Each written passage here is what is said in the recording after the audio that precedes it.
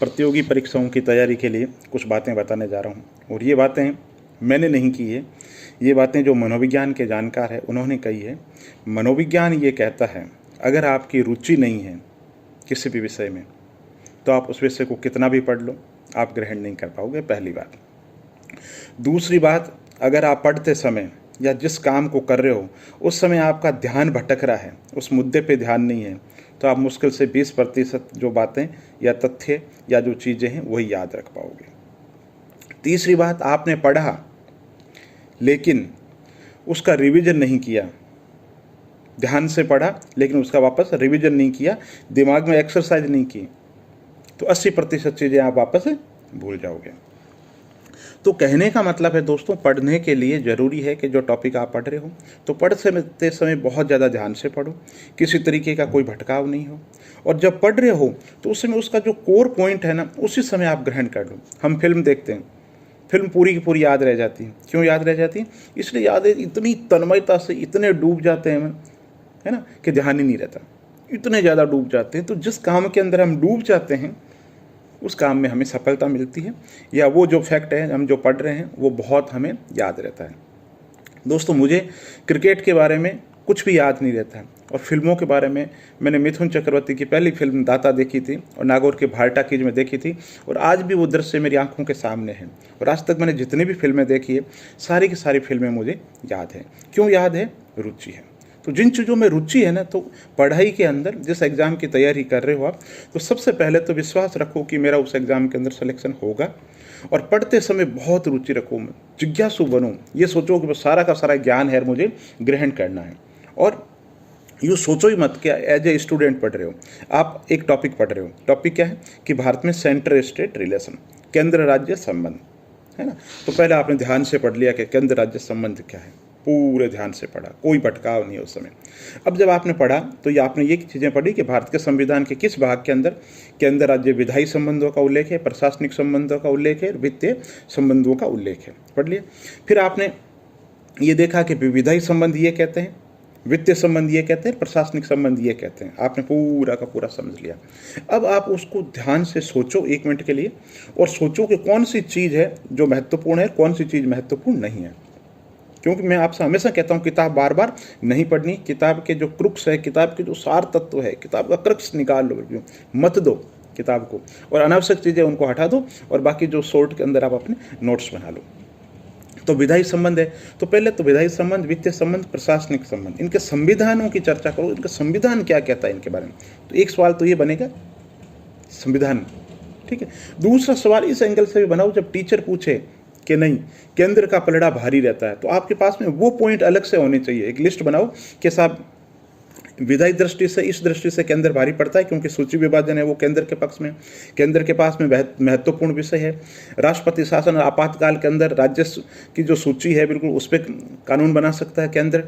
इसके अलावा कुछ अनुच्छेद है, नौकरशाही है, ब्यूरोक्रेसी है, प्रशासनिक दृष्टि से बहुत से कारण है, और केंद्र सरकार निर्देश दे सकती है, केंद्र सरकार काम सौंप सकती है, राज्यपाल का पद है, नौकरशाही है।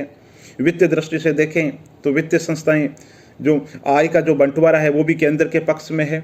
इसके अलावा केंद्र जो सहायता देता है उसके अंदर भी राजनीति की जाती है, पक्षपात किया जाता है, राज्यों के साथ में ओवरड्राफ्ट की समस्या। तो समग्र रूप से सवाल कैसे पूछा जा रहा है ये इस टेबल पे लिख लो आप, बार बार नहीं पढ़ना आपको बिल्कुल। भारत में केंद्र राज्य संबंध में कोई पूछे केंद्र राज्य संबंध क्या है तो बता दो ये विधायी संबंध है, वित्तीय संबंध है, प्रशासनिक दृष्टि से।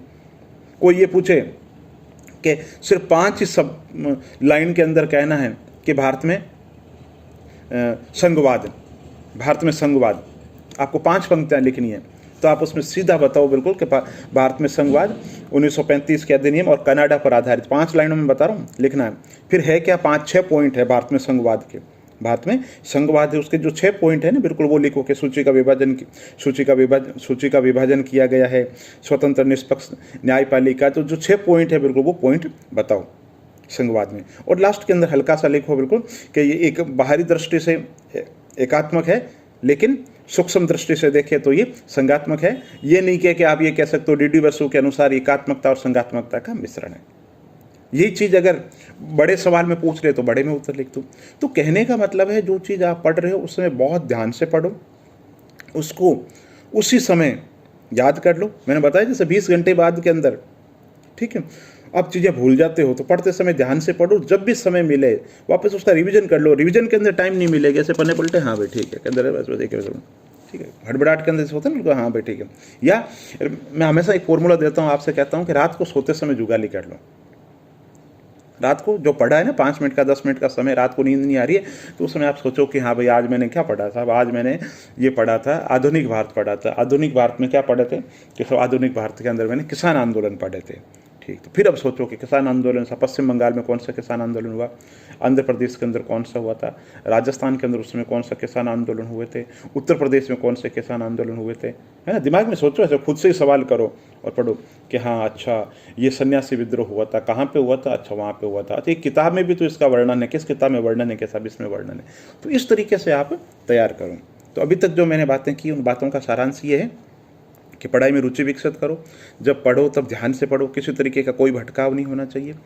स्तरीय पुस्तकों से पढ़ो, नोट्स बना करके पढ़ो, और वापस जो पढ़ा है उसकी जुगाली कर दो, किसी मित्र के सामने कर दो, किसी दीवार के सामने कर दो, कहीं भी कर दो, लेकिन जो पढ़ा हुआ है ना, तो जो पढ़ा हुआ है ना उस तरीके से पढ़ो कि जैसे आज मैंने आपको बताया कि केंद्र राज्य संबंध। आप ये मान लो कि आप टीचर है, आपको क्लास में पढ़ाना है, तो क्लास में पढ़ाना, तो फिर पास में क्या रखोगे, कुछ नहीं होगा ना, बिल्कुल बस ऐसे, है ना। और दोस्तों जब चीज़ें याद हो जाती है ना, तो फिर आपको कोई डर नहीं रहता, और ये जो डर निकल जाता है ना, आधी सफलता तो यही तय कर देता है। नेपोलियन बोनापार्ट कहता था कि युद्ध के अंदर मनोबल का रोल बहुत ज़्यादा होता है, हथियारों का तो थोड़ा बहुत होता है। तो इसी तरीके से जब आप तैयारी करेंगे तो कॉन्फिडेंस हो जाएगा ना, कॉन्फिडेंस से 5 सवाल एक्स्ट्रा सही हो जाते हैं सवाल, और अगर कॉन्फिडेंस डाउन है तो आते हुए सवाल भी हम गलत कर देते हैं। तो पढ़ते रहिए, तरीके से पढ़िए, परिणाम की परवाह मत कीजिए, निष्काम कर्म सब चीज़ों को छोड़ करके अपने आप को निमित्त मात्र समझते हुए, कर्म योद्धा समझते हुए अपने कर्म कीजिए, और न दैनियम न पलायनम, किसी तरीके की कोई चिंता नहीं, मस्त होकर के अंदर से स्फूर्ति, अंदर से जोश, क्योंकि जो लक्ष्य है ना उस लक्ष्य पे ध्यान रखो बिल्कुल, और लक्ष्य के प्रति उद्विग्नता मत दिखाओ, बेचैनी मत दिखाओ, मन में प्रसन्नचित रहते हुए आप अपनी तैयारी करो। और अगर वीडियो अच्छा लगा तो आप इसे लाइक कीजिए, चैनल पे नए हो तो चैनल को सब्सक्राइब कीजिए। बहुत बहुत धन्यवाद दोस्तों।